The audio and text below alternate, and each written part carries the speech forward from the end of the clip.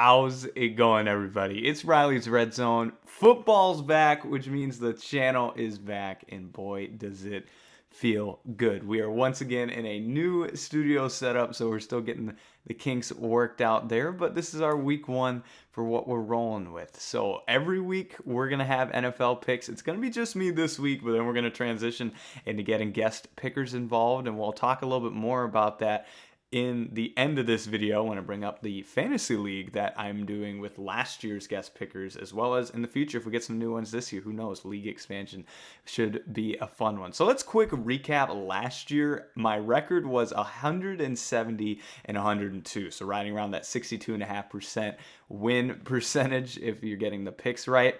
Hoping to improve this year. I wouldn't say that's the worst, but obviously always looking to get better. And the last part of these weekly picks is that I straight up pick who I think is going to win the game. I, at this point in my career, have not dived into the spreads on a weekly basis, as, you know, if I pick a team +7 and they end up not covered, you know, it's just, I want to go legit, did they win or not for this specific series. So if you're into weekly NFL picks, this is the spot to be. So let's just jump into it, starting with football's back today, the day I'm recording this on a Thursday night, where we have the defending Super Bowl champions, Kansas City Chiefs, and the Baltimore Ravens. And I'm very excited for this matchup because when we take a look at it, the Chiefs are favored at home. When I'm picking games, every week my formula is I make my power rankings on where I think the teams stand, and I usually take whoever's higher, or if the home team is within, you know, a tier or two, or maybe within 5 spots, I'm going to take the home team. So this is one where I have the Ravens ranked as the #1 team in the NFL. I truly think that they could win the Super Bowl this year. I didn't quite have enough time to make NFL season predictions, but I think that this is the year the Ravens could make a Super Bowl run, and so I think their team is stacked. But at home, the atmosphere, they're bringing back a lot of players for the Chiefs from this Super Bowl run. The Taylor Swift situation obviously still going to be going on. Travis Kelce still on the team, but I think that they are going to be in position here where they're going to have a lot of momentum tonight. And so I'm going to go with the Chiefs at home, even though, once again, I have the Ravens as a higher ranked team. I have the Chiefs in the top 5. But there's just some magic with Patrick Mahomes as well as at home here. I'm going to go with the Chiefs, but I wouldn't be surprised if we see a rematch of the opener of the season in the playoffs, and if Baltimore were to take it there. But for this week, I'll take Kansas City. They're 3-point favorites. I think it should be a close spread there, but I'm going to take the Chiefs. Then we have the Packers and the Eagles, going down south to end up playing outside of the U.S. I'll try to grow the market here. And another close spread, just 2.5 is what I'm seeing here with the Eagles in front. And this is one where I'm pretty torn. As I'll get to shortly, using the formula, only had one straight up upset pick this week, and that's just not going to happen. You're going to have a few each week, and doing some research, you're going to average about 5 upsets per week. I'm maybe not going to pick 5 every week, but you have to throw some darts at the board, and this is certainly one I'm looking at. Jordan Love taking that huge step up last year as the starter, and their roster, it's just like the Chiefs a little bit for me. I don't think the Packers roster is particularly strong this year. I have them in the higher, I guess, ranked teams so far in the power rankings, and the Eagles I have as a top 3 team. So on paper there, you have to go with the Eagles. They aren't at home technically, even though they're the home team. I mean, that's something to monitor, but I'm going to go with the Eagles here, even though I think the Packers could make this close, especially with Jordan Love at the helm, really taking a step up. This is going to be a fun game to watch, in my opinion. That should be a close one. Shifting to the Jaguars and the Dolphins. This, I think, pound for pound, could be the most difficult game to predict this week. I'm going to make a case for it because these are two teams with young quarterbacks who have recently, been paid, that we're looking at players. Are they going to take this next step up and really put their team in the Super Bowl contention, or are they going to just stick with that range that they've been at? And Trevor Lawrence and Tua Tagovailoa here, 3.5 favorite is the Dolphins for this week. I think it should certainly be a close game yet again, but Overall, these are teams I have right next to each other, 10 and 11 in my rankings for this week. I see them as about the same thing, where they're going to be in playoff contention in perhaps tough divisions where I don't know if they have what it takes to take that Super Bowl jump this year, but they should be solid. And as mentioned earlier with the upset picks, everything in the formula says to go with the Dolphins here. But if I have to take some shots, I'm going to take the Jaguars in an upset here. Trevor Lawrence stepping up. I think Brian Thomas is certainly a name to watch at receiver that they took out of LSU this year. I see their receiving corps as a strong piece of their roster, and I think defensively they're a little bit stronger. They're a little more balanced, even though I think the Dolphins have maybe a higher powered offense. So I'm going to go with the Jaguars in what is an upset there. Once again, kind of breaking formula. Steelers and Falcons. This is one where it's tight to me. I think that it could go either way, but the Falcons are looking new this year with Kirk Cousins. They would get Raheem Morris back. This time as the full-time head coach. This is another one where everything's saying to take the Falcons at home, but Russell Wilson is on the other side, and obviously last season did not go very dangerous for Mr. Wilson, but even though there is some doubt that could they switch to Justin Fields by the end of the season, I think he's going to start out the gate hot, and if anything, if it does go to the dumpster, it's going to be later in the season. So I'm going to take another upset here with the Steelers beating the Falcons, because if there's a week to throw these shots out on the upsets, it's week one. We haven't seen these teams take the field. Honestly, the Kyle Pitts injury could be a little scary as well with the Falcons. I'm seeing reports there. I believe the Falcons should be even the favorite in the NFC South this year. I have them winning that, but I think it will take them a little bit of time to kind of settle in. So I'll take the Steelers for now, and that really strong defense, that even if Russell is struggling offensively, their defense, to me, steel curtain, is still strong on that side of the ball. This is going to transition to the only legit upset pick that I am 100% going to take here based on formula, which is the Vikings and the Giants. The Vikings are favored by 1.5 on the road over the Giants, and you want to talk about battle of mid. This is it right here for this week. The Vikings, as someone who has known them well over the years, I do think that they can get to that 7-game win mark this season. To me is realistic. I like Sam Darnold as a one-season bridge quarterback here as long as J.J. McCarthy is gone. I think that they will have some upsets throughout the season, and I think their roster still has some sparks, but on the road is where it gets dicey here. The Giants, I do not like their roster very much at all, specifically offensively. I really like Malik Neighbors, though, as getting open, and a potential option is just, can Daniel Jones get him the ball? Can Daniel Jones step up this season? I really am a fan of the defensive side for the Giants. I believe that they've kind of been stronger there here, and even though they're battling with losing some pieces on this team, I'm going to take the Giants at home. I think it will be a rough season for New York, but week one they started out with a win. I've got the Giants over the Vikings.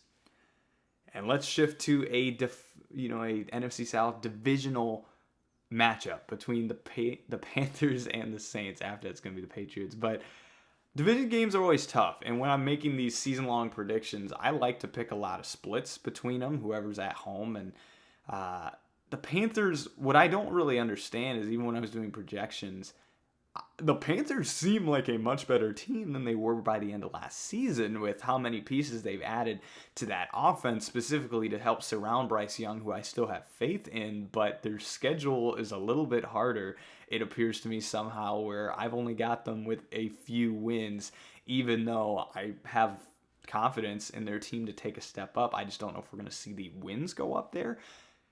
I don't particularly feel great about the Saints either, but Derek Carr at least we know is going to be okay at quarterback. I think they're going to be treading water this season and maybe having some questions to answer heading into next offseason. They'd spend a flyer on Spencer Rattler for that future quarterback position. I don't know if he's going to be the guy. I think the Saints need to be in playoff contention this year to keep the job safe for Dennis Allen. But they start out with a win this week is my prediction over the Panthers. I'll take the Saints, who are 4-point favorites, over Carolina. Patriots and Bengals. We do know it's going to be Jacoby Brissett for the Patriots, which I think is smart. I do think Drake May will be a great quarterback one day in this league, but with the current roster stability that you have in New England, I don't feel very great about it. And especially putting him behind that offensive line, let's throw Jacoby out there. We know what he can do. He's been a veteran in this league. Let him ride it out. I don't think that the Patriots need to be expecting playoffs here. That would be kind of a huge reach in my opinion, but the Bengals should be expecting a huge year this year. I mean, we are entering the territory where Jamar Chase is trying to be paid as well. They haven't gotten the deal done at this moment I'm recording. It sounds like he is going to actually show up to practice, which was a question not so long ago. But I overall think the Bengals need to take a huge step up this year. We've finally, I think, are going to see Burrow and Chase healthy, hopefully, for most of this season. And with their defense, it just needs to look like it did a few years ago to give them that chance again and be strong enough. So against the Patriots, I don't have much doubt that the Bengals can get it done. They're 8.5-point favorites. Jacoby Brissett is always a dangerous quarterback to play, though, honestly, as a sleeper. But I'll take the Bengals in this matchup. Switching to the Titans and the Bears, this is going to be a fun one. I really think with two quarterbacks that are younger, Will Levis, this is his year. They're giving him the reins. Is he the guy for the future? Right now, I believe they're going to lean in the direction that he is, but does he take that step up this year? You bring in Calvin Ridley on the offensive side of the ball. You swap out Derrick Henry for Tony Pollard, certainly a downgrade. We switch culture as well with the whole coaching staff, and it's going to be some turnover. I believe the AFC South, the Texans should be the favorite for sure. I think the Jaguars are going to make some noise. It's going to be, can the Colts and the Titans take a step up? I have them both in that 6-7 win range, but easily they could be wild card teams. So Will Levis, that's the story on that side. Meanwhile, the Chicago Bears, Caleb Williams in the preseason looked legit. We have had doubts, a lot of people. It's been both sides of the spectrum. I myself have seen some of it. It's where all the magical plays you see is him outside of structure. But can he really sustain that at the NFL level? And preseason isn't against starters, but in my opinion, I felt better about him after the preseason than I did beforehand, and he was already the number one pick. So I think this Bears team, I was hesitant on them last year. Everyone kind of took them to maybe be a wild card team, and I stayed put where I was. I liked Fields, but I didn't think that it was going to be a skyrocketing year for him last year, and that's what kind of happened. And this year, I think that Caleb Williams is great offensively. You bring in some more pieces with Keenan Allen, Rome Odunze, DeAndre Swift to run the ball. Defensively is where I think they'll take a step up. I like this Bears team this season. I have them on the edge of a playoff spot for sure, and that's with Caleb Williams as a rookie. They're finally going to have a quarterback. I'll stick with Chicago in this matchup. 4-point favorites. That's a very nice spread. I think that it's going to be one of the more interesting games to watch this week. Cardinals Bills. Oh, the Cardinals. Just every year, I feel that I've been higher on the Cardinals almost every season than a lot of people, but this year I'm just there where I believe the time of Kyler Murray has almost already passed, as crazy as it is. I think Kyler is an underrated quarterback given the broad scheme of things in the NFL, but right now I just think that their window is kind of half. They're in this weird rebuilding and trying to win now stage. And the Bills, I believe, will take a big dip this season, losing a lot of talent. But Josh Allen is legit. They'll be right in the playoff hunt at home, 6.5-point favorites. I don't have very much faith in the Cardinals' defense. I like their offense, but defensively is where I see them struggle. And the Bills have a high-powered offense. So I'll stick with Buffalo here, even though they lose a lot of pieces. I'm excited to watch Keon Coleman. I believe he'll be their number one. And let's just see how that connection goes. But for now, I'll take the Buffalo Bills in that matchup. They're 6.5-point favorites. Texans and the Colts. Ooh, this is a dicey one. I am not on, maybe for fantasy purposes, the Anthony Richardson hype train. I just am worried about his health. But as a player, he has potential. We saw what CJ Stroud can do last season. And based on the numbers here at home, the Colts are the type of team that pulls off sneaky wins, especially early in the season, in my opinion.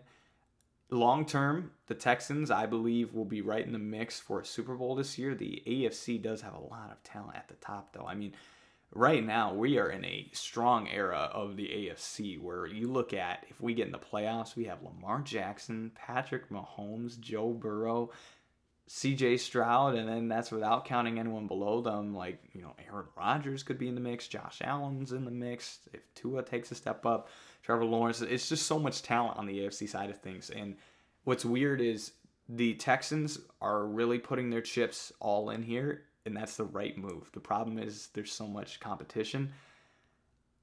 I'm going to, right here, say that the Colts win this week. I think the Texans will win the division, but for week 1, let's go with the Colts in an upset pick at home. The 3-point underdogs. I'll take Indianapolis. Let's just let it fly there, in my opinion, even though the Texans are going to be scary this season. Raiders, Chargers. Jim Harbaugh making it back to the NFL. 3-point favorite at home. Chargers might be one of the more fascinating teams this season, in my opinion. Hardest to project because with Brandon Staley, they've kind of been treading water, as talked about with other teams. With Jim Harbaugh, he wins everywhere he goes. But can we see this jump take place year 1? The big question to me is going to be Justin Herbert. Can we really have him healthy? And can we see him let it fly down the field? With Harbaugh, we know he's going to want to run the ball. So how are they going to work this out with Gus Edwards, J.K. Dobbins, the ghost of? I mean, Kamani Vidal might make some plays as a backup. I'll be interested to see how they do that. They're one of the most mysterious teams in the league, in my opinion. I mean, plus you look at their offense, you lose what has been their core for the last while with Austin Eckler, Keenan Allen, and Mike Williams. Not that some of those players are in their prime anymore, but still significant losses. But when I look at the Raiders, I am looking at, wow, this team just does not look great. And the preseason didn't help me gain confidence in Gardner Minshew or Aiden O'Connell. I mean, I think going with Minshew is the smarter play, but I'm certainly not thinking he's going to be a MVP candidate for this season. So I'll go with the Chargers. It's more so just a lot of hesitancy. Going with Antonio Pierce was the right call to me with the Raiders. I just don't think their roster is structured the strongest right now. So I'll go with the Chargers. Broncos, Seahawks, a little old Super Bowl rematch. I have the Broncos last right now in the league, and you could go up there. Bo Nix is so safe. It's not a home run pick, but I can't see it really going wrong. The question is going to be, are you in a position in the future to look at different direction? And so the biggest question you need to answer for the Broncos this season is Bo Nix the guy? If he shows flashes and you get 4 wins, you're probably sticking with him. But if we're talking a couple wins, which I could see happening as crazy as it is, where do we go after that? I just don't love their roster.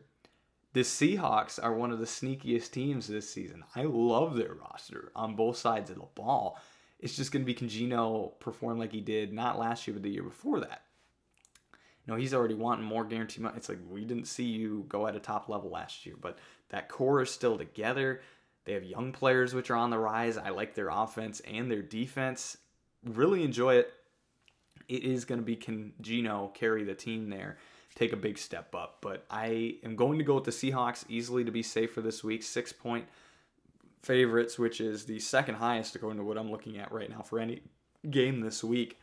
I like their roster. I've got them in the top 20 of 17, but they could really make some noise this season, I believe. I have them as a wild card team at the moment. Commanders and Buccaneers. The Commanders is the same thing as the Broncos, except you have a little bit more sureness of Jaden Daniels, and I believe he will be something special this season, even if the team wins don't quite get there. With Dan Quinn here, that was a very vanilla ice cream type of hire. It's right there. There's not much upside, but I think that will raise their floor, perhaps. Where my struggle is just the roster around Jaden Daniels, as well as defensively. I just don't feel great about it yet. Washington is heading in the right direction, a new direction as an organization. They're going the right way. I just don't think this year we'll see it in the win column results, but I like their upside for the future. Meanwhile, the Buccaneers, it's Baker last year just going out there and really playing well, having a revival of his career, but can we get that same thing this year? It's another team where it reminds me of a couple others where the quarterback play, I have confidence in Baker Mayfield, but the roster around him just on paper doesn't look as strong, but they're kind of a feeling team. They're kind of they're going to pull out some upset, gritty wins, and I don't have them doing that right away throughout the season, but to win this week, I'll do that. I'll take the Bucs over the Commanders. I think that they have a better track record right now, even though, as mentioned earlier, the Falcons should be the teams are scared of in the NFC South for me, even though that is maybe the weakest division in the NFL at the moment. 3 games left. Let's go to the Cowboys and the Browns. This is an interesting one. And I've said that a lot, but this slate of games this week is really strong, especially considering we don't know where everybody lies. There are so many possibilities with both these teams. And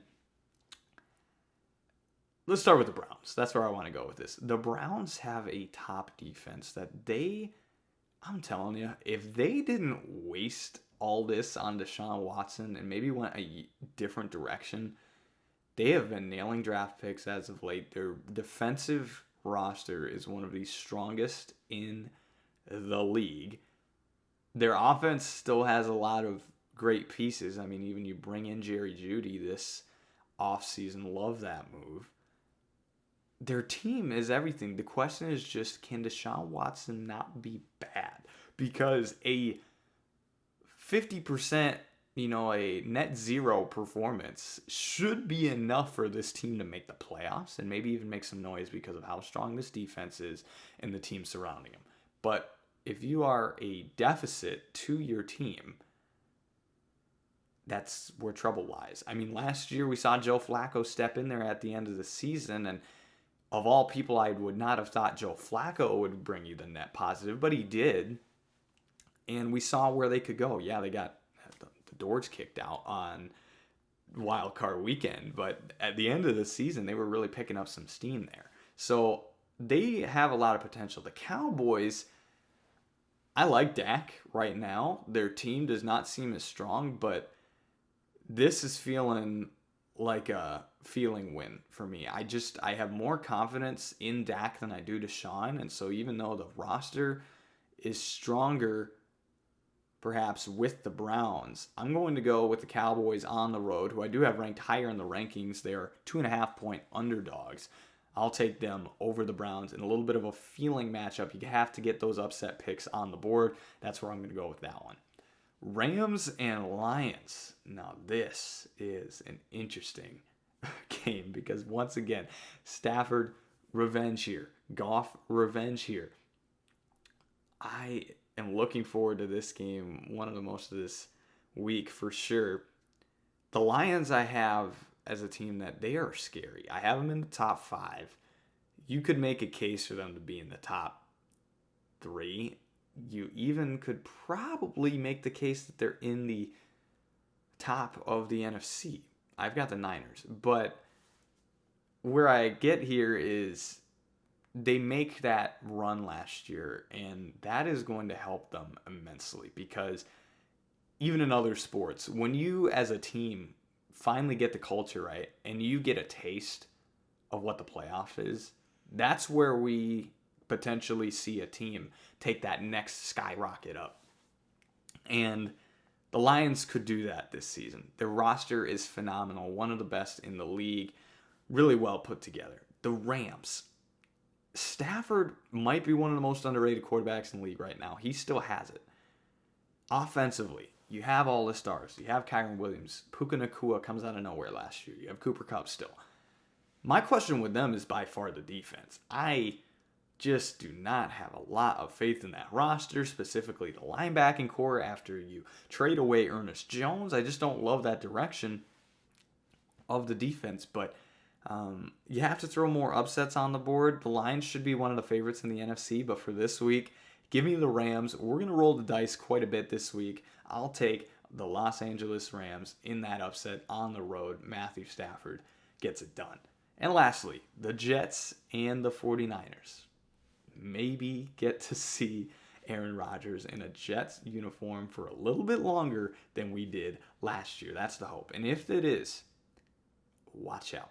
I am going to pound the table that the Jets are still in this massive hunt because of Aaron Rodgers. Maybe he's lost a bare tiptoe step, but I don't think that he's lost his step quite yet. I still will have a lot of confidence in him.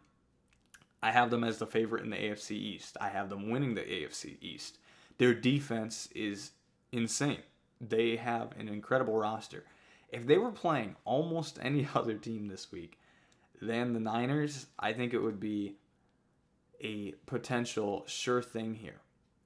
And as I'm talking about it, I'm kind of convincing myself to go the other way on this pick. The Niners are a 4-point favorite at home, and I have the Niners ranked higher at number 2 in my power rankings. They are right back in the mix. The Brock Purdy contract is maybe the biggest life hack in NFL right now. Just for the quality that he's giving you for the price that it is, they have to take advantage of that. And they're really getting towards the end of this window, in my opinion. Can they do it? And the more I'm talking about it, I'm going to throw another dart at the board here.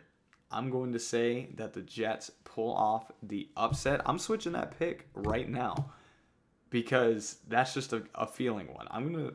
If there's going to be upsets, because we don't know the teams yet, there's fluky games. This is the week. I'll take the Jets over the Niners.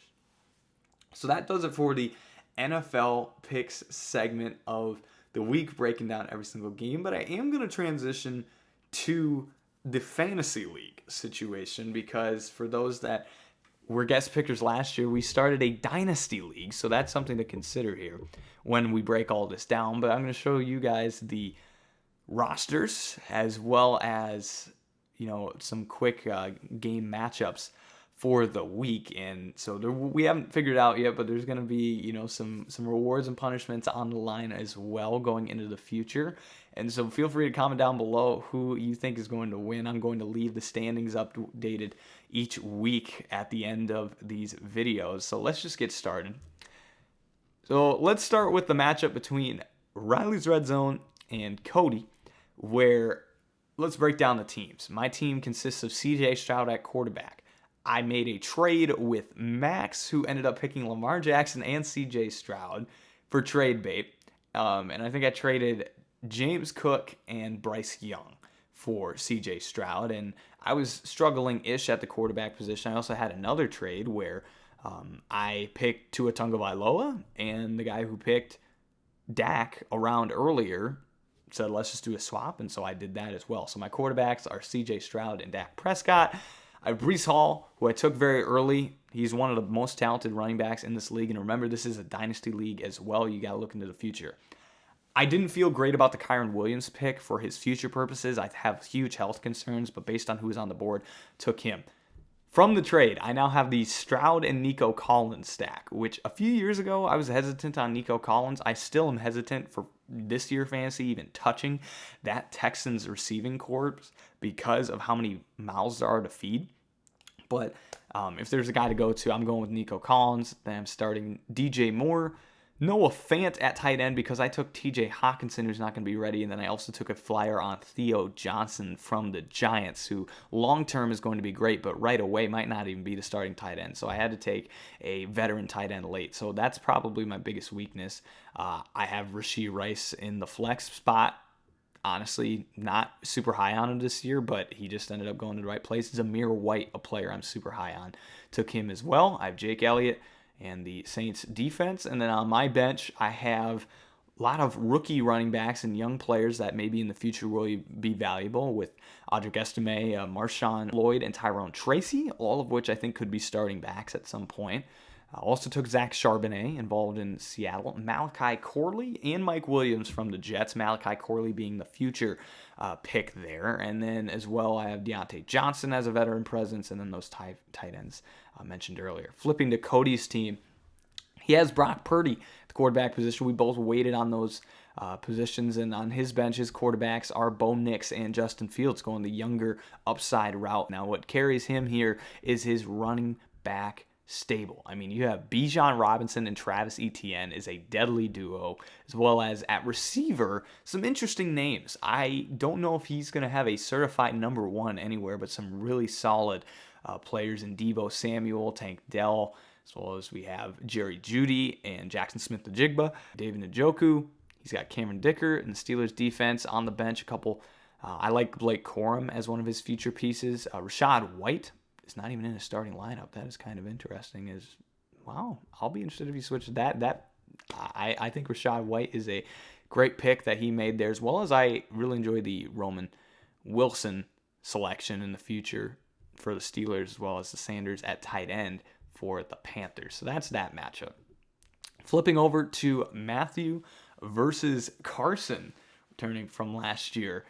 Matthew has Jalen Hurts at quarterback, Jahmyr Gibbs, Tony Pollard, Garrett Wilson, DK Metcalf. A strong start there. Then in that flex spot here, we have Worthy and Dobbs, as well as Cole Kmet at tight end. Caleb Williams is on his bench at quarterback, so he has another strong option there. Has the Taysom Hill flexibility as well in the future. A couple of younger players on his bench there. Then on the Carson side, he has Josh Allen, some running backs in Mixon and Swift, some strong receivers in Jefferson and Devontae Smith, George Kittle at tight end, Keon Coleman. I love the upside for this season. And then on his bench, I like how he counters a young pick in Drake May with a veteran quarterback, Aaron Rodgers, as well as watch out for Braylon Allen, Trey Benson. He also has Troy Franklin. He went pretty balanced there with some young players and some experienced players for sure. Right now, it looks like Matthew is favored to win that game. Then we have Braden and Zach in a week one matchup. Anthony Richardson and Jonathan Taylor on Braden's side, a pair of Colts. And we also have Derrick Henry, A.J. Brown, Brandon Ayuk, T. Higgins. I mean, that is a strong receiving core right there, as well as Keenan Allen. I'll be interested to see his name this year, because did he lose a step or is he still what he used to be? Has Michael Penix and Justin Herbert on his bench at the quarterback position, and Jalen Polk is a interesting futures pick. Hawk is what Zach went with. He has Tua Tagovailoa. Yeah, we had to throw that in there. But he has Tua, Josh Jacobs, and Kamara. Amon-Ra St. Brown was his first selection. He took him with the second pick in the draft, which certainly sparked some conversation. But at the time, with the CD contract, not for sure. Jamar Chase, I mean, I can see the safe pick. Cooper Kupp, another highlight there. He has a lot of upside on his bench as well. This is a very close one. Two similar teams, 51% to 49% right now in the direction of Braden. Then Charlie and Andrew, 51% yet again to Charlie, who has Joe Burrow and Jamar Chase. What a deadly stack. Saquon and Najee Harris. Stephon Diggs, Travis Kelce still going, Amari Cooper and Chris Godwin. But then a sleeper that he took Justin Tucker, to get the sure thing for the future. Those are his highlights. Meanwhile, Andrew with Jordan Love, Kenneth Walker, Aaron Jones, Marvin Harrison being his first selection, I believe it was, or his second choice. Looking at the future there, but also immediate impact. Michael Pittman, Sam Laporta, maybe the best dynasty tight end there. George Pickens, Christian Kirk in his starting lineup. Also, Trevor Lawrence on the bench, a name to watch. Another close one, 51% to 49%.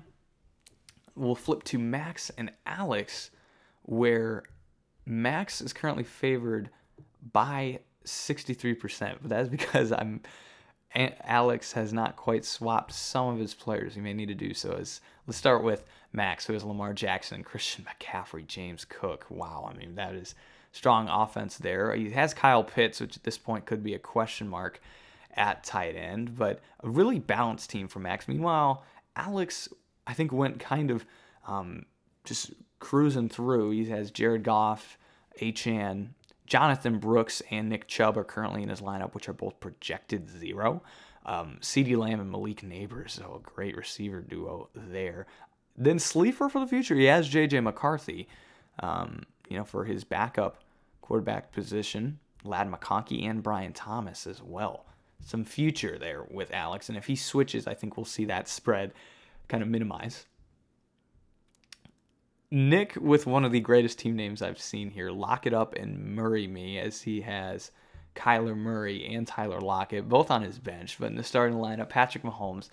Running back is definitely where I see maybe not as quite as strong with Montgomery and Elliott, but 2 veteran backs there. But then you counter with Puka Nacua and Devontae Adams. What a deadly duo. With Jalen Waddle, Calvin Ridley. I mean, that receiver core is one of the best we've seen in the league, no doubt about it. As well as Javonte Williams at running back is another one that if he takes a step up, he's an option to throw in there.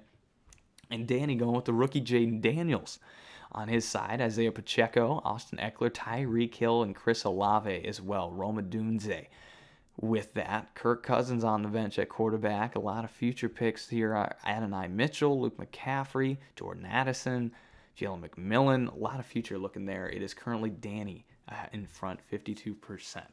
Well, that's going to do it for this week. A longer episode, as we have to kind of break down the rosters of the fantasy teams there at the end, as well as we don't know what these teams look like, so I'm just projecting a little bit. But I greatly appreciate you taking the time to watch this weekly NFL picks video. I'll be back next week with week 2, and we'll start the guest picks going next week as well. But for now, I'm Riley's Red Zone, signing off for now.